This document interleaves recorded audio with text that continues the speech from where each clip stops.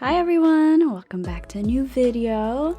So today we are doing a modern home that is fit for a family of around 4. There's a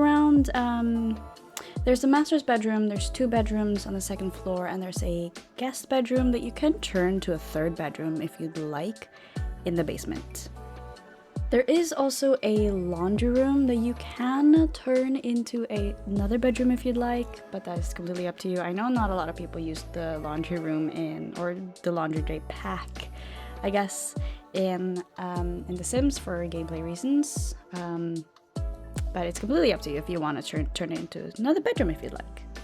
So now here in the entrance area, I was actually starting here was very hard for me because it didn't really give me a big overview of how I wanted the whole thing to look like, the whole house to look like. It's also probably one of my biggest projects I have ever done. A house is so big. The other one that I've done, it's not on YouTube, but I made a kind of like a party house for one of my party sims because I needed big enough space to have a party in it, right? And so that was one of my biggest projects I've ever done. I think I spent probably 7 hours on it. Yeah. This one I've spent a few days on it. I decided to do the shell first so I can have an overview of how I want the inside and let it marinate in my mind on how the style of the inside would look like, but it ended up not really marinating inside, it just kind of flopped. So for the most part, probably the first half of this build I was very lost on what to do and how do I decorate this whole area because it's really big. And so on a lot of the blank spaces I decided to either use this stone or find some type of expensive art, because when I think of modern houses, I think of someone who's like incredibly rich, to the rich of the point that you just can't wrap your mind around on how rich could they be and how could they have gotten to be that rich. And so I used a lot of like, maybe they could have expensive art pieces on the walls, or maybe they just have like hedges because they want to bring the outside to the inside because they're quirky like that. And on a lot of the modern houses that I've seen, they have like ceiling lights that are on the very edges of the wall, kind of, which I try, like these saucer kind of lights, I try to get away from them because it's just so easy to light up a room with them. You can't really decorate with them, I guess. I try to get away from using those kinds of lights because I want to be able to like decorate the house or decorate a room with the light, or make the light kind of like statement piece or something like that. The point is, I just want to get away from those saucy lights, but I decided to use these saucy lights all around the house because that seems to be kind of the thing in modern houses, which is to use them around the edges of the walls or the ceiling, I guess. If that made any sense to you. Now here in the living room, it's very plain in my opinion. When I do living rooms, it's kind of like the statement piece of the house, if that makes any sense. But here it's just, there's a TV there, there's a living room. There's a couch in the living room there, there's a table there. That's pretty much what this living room is. You're just there, kind of. It's not very decorated, there's not a lot of personabilia, I guess you could say, personal things in there. It's just, there's a couch, there's a rug, there's a fireplace. What else do you really need, you know? But the one thing that I did struggle with was, what could I put at the back there? It's so plain. What do I do? So I decided maybe stone would be great. And I always wanted to use these bamboos. For some reason, I really want to use these bamboos so desperately, but it didn't fit. No. Yeah, exactly. It didn't fit. It was too much bamboo, right? So I opted with a bookcase instead, and kind of, bye-bye bamboos. Take away those bamboos and just put the bookcase there right in front of the fireplace because it made sense. You know, fireplace, coziness, you want to read a book, take a book from the bookcase, which is right across the fireplace. And here in the TV area, I thought those LED strips was really interesting to do. That's from a lot of the modern pictures that I see online. There's a lot of like lights coming down, kind of like in that way that LED strip was. And And I really like that color on that painting there, so I tried to kind of mimic it around the living room to have kind of an accent color so your eyes look at it and it makes sense that it's supposed to be there, kind of. It tied the room together, but something was just kind of off in this living room. Something's just missing in it. And I didn't figure out why. I was, again, lost in a lot of part of the build.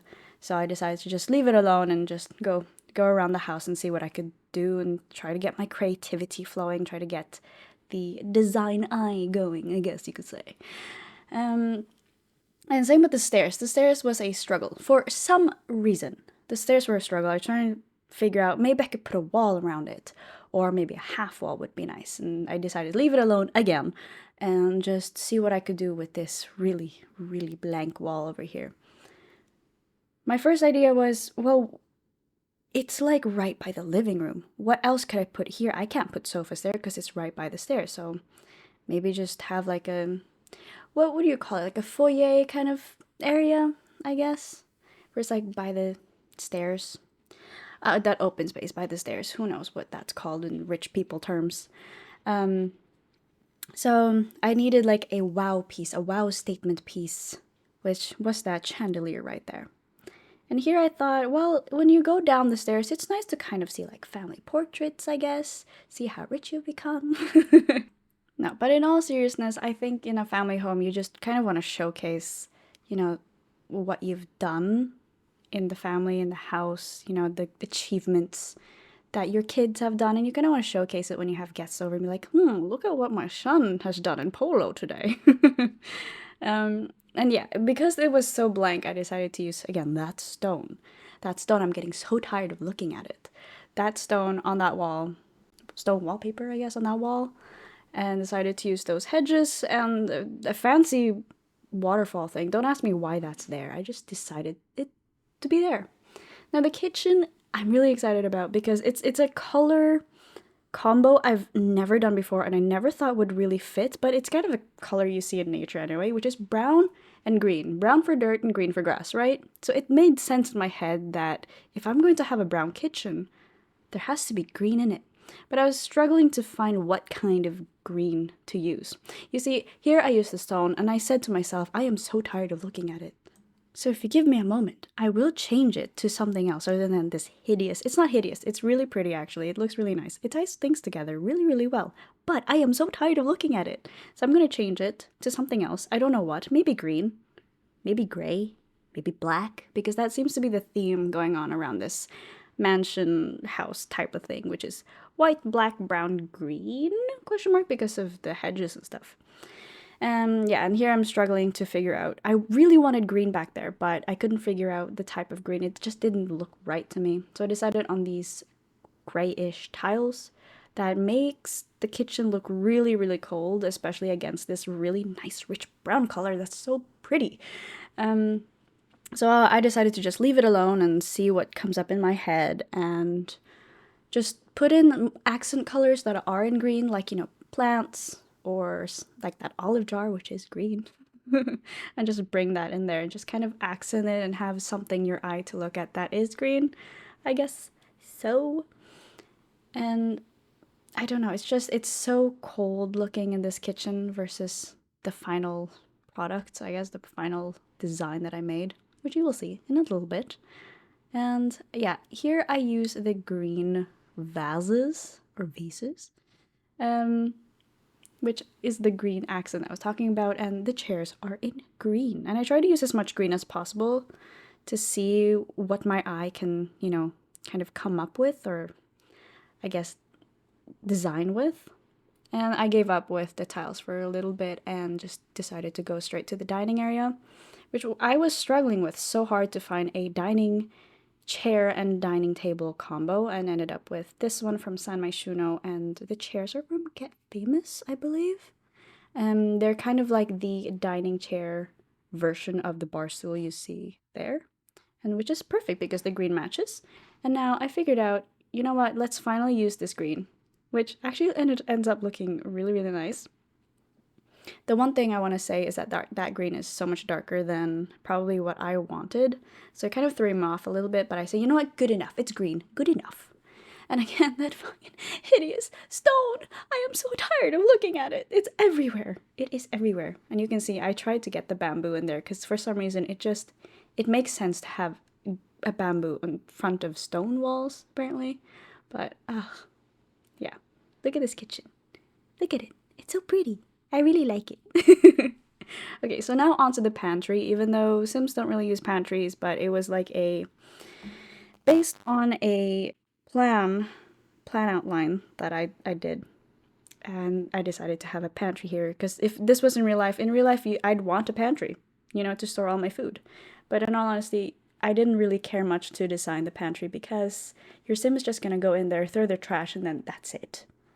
Right, you can pretty it up all you want. Do all the Sims 4 tricks you would like. But for me, if I were gonna use this home to like play around with, I care not a lot about the battery. So onto this little nook area here. Again, I wanted to bring the green again to kind of accent everything into this little kitchen area. So it's just easy for your eyes to look at. There's not a lot of colors to look at. There's green, there's black, there's brown.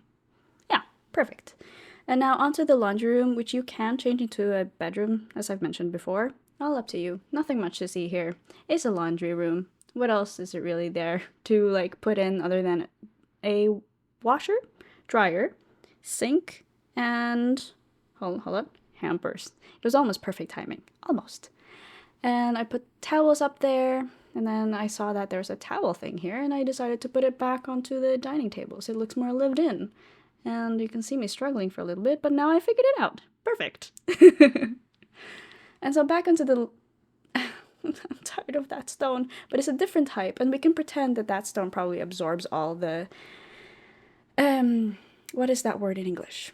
Moisture in the air. We can say that the stone absorbs all the moisture in the air, and that is there for design and technical reasons, logical reasons, I guess.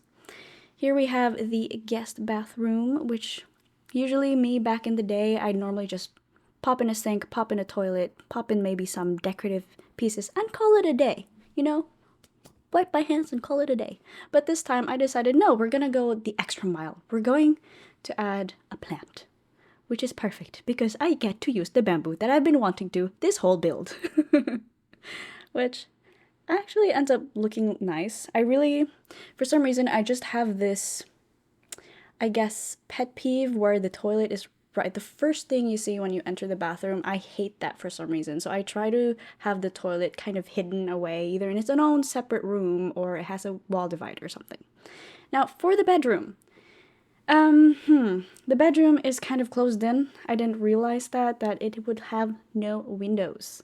So I decided to make it as cozy as possible, but it ended up looking kind of like cabin-like. So I do change that banana wood leaf kind of wallpaper in the end. I will show you in the end.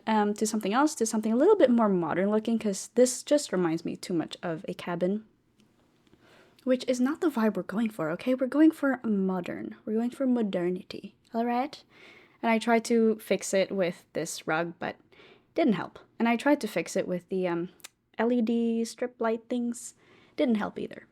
But I did fix it in the end. Trust me, okay? Now we have like a walk-in area type of situation here where I thought maybe the Sim is a fashionista type of person, kind of like in the renovation I did like a week ago, where they take out the clothes, they kind of do like a little spin around in the mirror, and they, go on with their day. They think, this looks really nice. I'm gonna do that. I'm gonna use this. So that is pretty much it for this build. I'm just gonna do some final touches. And so I'll see you in the walk through. Alrighty, so I'm just gonna give you a little tour of the first floor because there's going to be a second floor and a basement, and I think I'll just do the tour for them in the next video, or else this video I'm just gonna talk your ear off. Okay, so obviously here is the dining kitchen area kind of thing, then here's the laundry room, here's the bathroom, here's the living room entrance, and this is going to be an ensuite bathroom, and this is going to be an office. And you can change them as you wish to another bedroom or whatever you feel like. And yeah, I want to show you what I did in the bedroom because I changed it and didn't record it. I ended up making it look like this. It's a little bit more modern style than what we had in the beginning with the green banana leaves and the brown wood pattern, and I thought that just felt more like a cabin rather than a modern bedroom. And I was also inspired by this picture over here, and I thought, you know, let's make it cozy. It's gonna be in without windows, and I'll try to make it as cozy as possible and comfortable as well. So in the next video, I'm going to do the ensuite and the office one, and maybe I'll do the second floor or the basement, depends on whichever I feel like. But that's pretty much the video. So if you liked it, leave a like, comment your thoughts, and you have any suggestions, and subscribe to see more. And I'll see you in the next video. Bye!